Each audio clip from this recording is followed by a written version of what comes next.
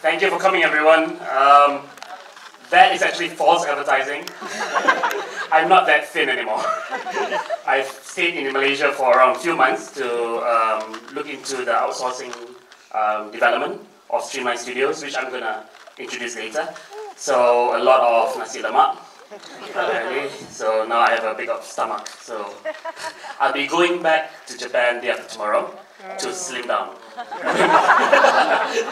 Alright, so next slide, please. So as you guys know, that there's a lot of Malaysian involvement in Final Fantasy 15. You've heard of that before? Yeah, right? Yes, and let's start with a simple common point of that. What does Malaysia and Final Fantasy 15 have in common? And that is me.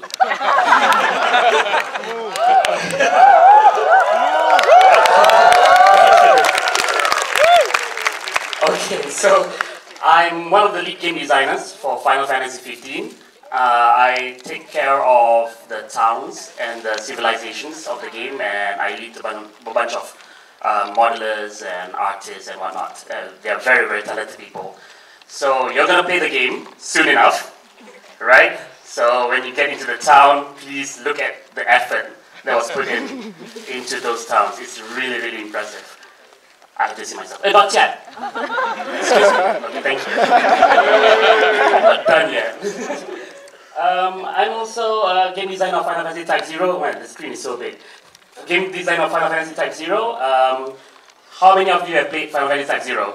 Oh, thank you, thank you. So, Final Fantasy Type 0, you actually have that, it's like a magic school, and you get out of the magic school to do quests, and then you come back. So I was one of the game designers for that magic school, or university as well. And yes, I'm 100% Malaysian. Malaysia boleh? Tak boleh cakap Melayu. Boleh lah, sikit-sikit. That's what happens when you stay in Japan for too long, okay? There was one time when I went to 7-Eleven, and when I was speaking in Bahasa Melayu to the lady, and she asked me, "Sorry, where are you from?" That's how bad my Malay is. But I'm still Malaysian, alright? I was born in Pantai Medical Center. Yes. Was raised in Kajang. Okay, next.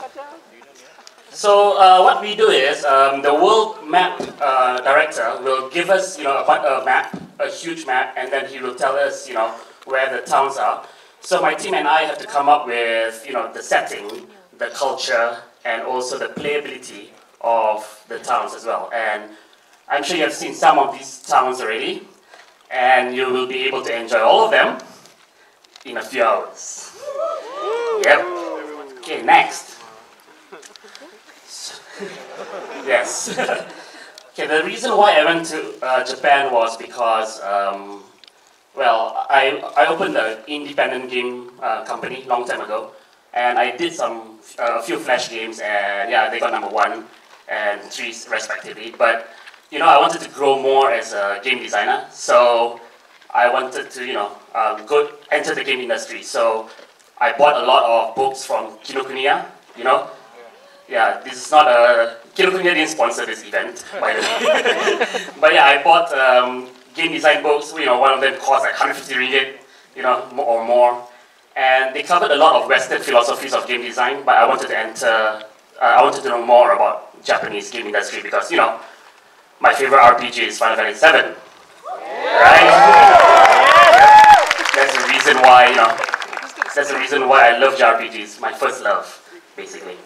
And thanks to the money that I saved, and my mom also supported me financially. My mom is actually here, somewhere. Thank you, Mama. Yeah. And yeah, I just went to Japan, and I enrolled in a Japanese school for 1.5 years, studying Japanese. It was quite hardcore because the Japanese school was trying to get people ready for Japanese universities. So I actually studied maths, history, and all that in Japanese. It was tough. But my main objective was to write a 10-page game design proposal in Japanese. That's all. And yeah, I finished the proposal and I passed it to Square Enix, and yep, I got it. 2010. Thank you. enough about me, right? That's not what we are here for. So I wanted to, give back to Malaysia, right? Malaysia has helped me quite a lot, right, in terms of education and people from MDEC. Hasno is over there. He has helped me a lot on, gaining knowledge about gaining industries and whatnot. So I wanted to give something back. So next, please. So I actually brought Hashimoto to Comic Fiesta back in 2014. And I also brought in everyone's favorite guy. Next, please. Next, please. Yep. Yes. I brought... No, not me. I'm talking about Tabby. Oh yeah, I'm supposed to call him Tabby now, by the way. It's an English marketing thing. I feel like calling a cat. Somewhat. But yeah, Tabby is my great director. He is very, very inspiring, and he has changed Business Division 2, and he has made Final Fantasy 15 much more global, and it's really, really amazing to work with him. Okay, so let's go next. Next. And this is when the magic happened. So back in Tokyo Game Show 2014, we had the Square Enix booth, of course, and in front of the Square Enix booth, there were a line of Malaysian game booths as well. I don't know whether Hasno set it up or whatever, but yeah, it's directly in front of the Square Enix booth. So I actually took the trouble, and thanks to Hasno as well, to introduce the game companies one by one to my director, Tabby. And we met this company called, next please, Streamline Studios.